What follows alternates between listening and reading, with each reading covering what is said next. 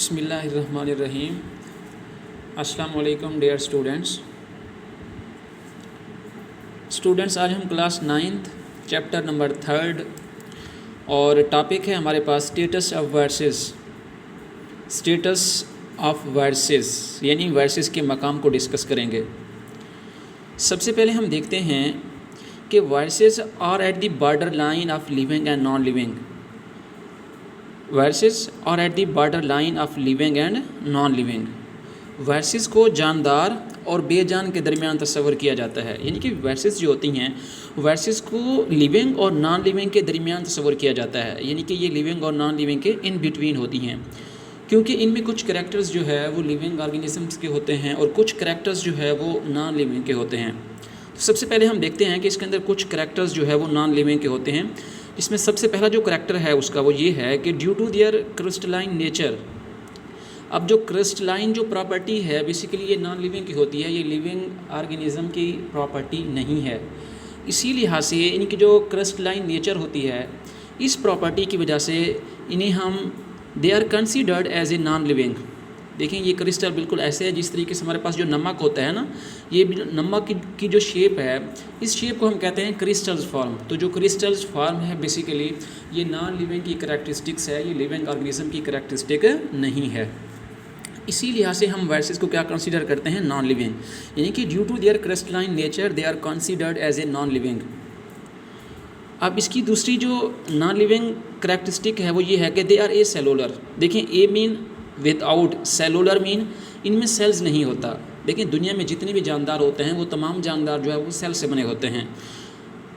They are acellular, viruses जो होते हैं ये ए सेलुलर होते हैं। Therefore they do not have cellular organization, यानी कि इनमें सेलुलर ऑर्गेनाइजेशन नहीं होती। लेकिन इसके बावजूद भी देखिए वर्सेस के अंदर कुछ करैक्टरिस्टिक्स जो होती हैं वो लिविंग ऑर्गेनिजम्स की पाई जाती हैं। अब देखिए वर्सेस के अंदर डीएनए होता है, इसी लिहाज से वर्सेस जो होते हैं वो लिविंग ऑर्गेनिजम्स के करैक्टर को शो करते हैं। अब इसमें कुछ करैक्टरिस्टिक्स जो होती हैं वो लिविंग ऑर्गेनिजम्स की होती हैं। उनमें अगर हम देखें तो they show some characters of the living organisms. कौन सा ऐसा करैक्टर है, क्योंकि दे पोजेस डीएनए। अब वर्सेस में क्योंकि डीएनए होता है इसी लिहाज से ये लिविंग ऑर्गेनिज्म के करैक्टर को शो करते हैं। वर्सेस के अंदर जो डीएनए होता है या जो उनके अंदर न्यूक्लिक एसिड होता है वो आरएनए की फॉर्म में भी हो सकता है, यानी कि राइबो न्यूक्लिक एसिड, या वो डीएनए की फॉर्म में भी हो सकता है डीऑक्सी राइबो न्यूक्लिक एसिड।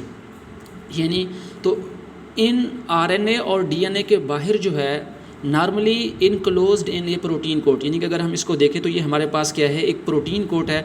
अब इसी प्रोटीन कोट के अंदर इनमें क्या होगा, या तो डीएनए होगा और या आरएनए होगा, और इसी डीएनए और आरएनए की वजह से वायरसेस को लिविंग ऑर्गेनिजम्स जो है वो कंसीडर किया जाता है। They reproduce only in the living cells. देखें अब ये जो इसका करैक्टर है ये बेसिकली इसका जो है वो लिविंग ऑर्गेनिज्म का करैक्टर है कि इसके पास क्या होता है, डीएनए होता है, और डीएनए की वजह से ये जब दूसरे जानदार के अंदर यानी कि जब ये होस्ट में इंटर होता है तो वहाँ पर ये अपने आप को रिप्रोड्यूस करना स्टार्ट कर देता है। Where they cause a number of diseases. देखिए इसका जो खासा है हमेशा ये दूसरे जो होस्ट में जब ये इंटर होता है तो वहाँ पर जाके मुख्तलिफ़ किस्म की जो डिजीज़ होती हैं उन डिजीज़ को काज करता है। They are not considered as an organism and thus are not included in the 5 kingdom classification system। क्योंकि इन्हें जो है वो जानदार तस्वर नहीं किया जाता है, इसी लिहाज से इसे 5 kingdom classification system में नहीं रखा जाता। अब हमारे पास कुछ इसकी जो है टाइप्स हैं। हमारे पास prions and viroids. Prion and viroids are also acellular particles. तो ये क्या होते हैं, ए सेलुलर पार्टिकल्स होते हैं and are not included in the 5 kingdom classification system, और इन्हें 5 kingdom क्लासिफिकेशन सिस्टम में नहीं रखा जाता। अब ये बहुत ही इंपॉर्टेंट शॉर्ट क्वेश्चन है, difference between prions and viruses. देखिए prions are composed of proteins. तो प्रायोन्स जो होते हैं वो प्रोटीन से बने होते हैं। यहाँ पे एक ट्रिक ये है कि ये जो प्रायोन्स है ये पी से स्टार्ट हो रहा है, इसी तरीके से जो आपके पास प्रोटीन है वो भी पी से स्टार्ट हो रहा है। इसी तरीके से जो प्रायोन्स होते हैं वो प्रोटीन से बने होते हैं, जबकि जो वेरियोर्स होते हैं वो आरएनए से बने होते हैं, और वो जो आरएनए होता है उसको हम कहते हैं सर्कुलर आरएनए। वेरियोर्स जो हैं वो सर्कुलर आरएनए से बने होते हैं। अब इन दोनों का काम क्या होता है, बोथ ऑफ दीज पार्टिकल्स यानी कि prions and viroids they cause infectious disease in certain plants. तो ये जो प्रायोन्स और वेरियोर्स होते हैं ये हमेशा जो है वो प्लांट के अंदर मुख्तलिफ़ किस्म की डिजीज़ काज करते हैं। अल्लाह ताला आप सबको और आपके अज़ीज़ व अकारिब को आसानियाँ अता फ़रमाए और आगे आसानियाँ तकसीम करने का शर्फ़ हासिल करे।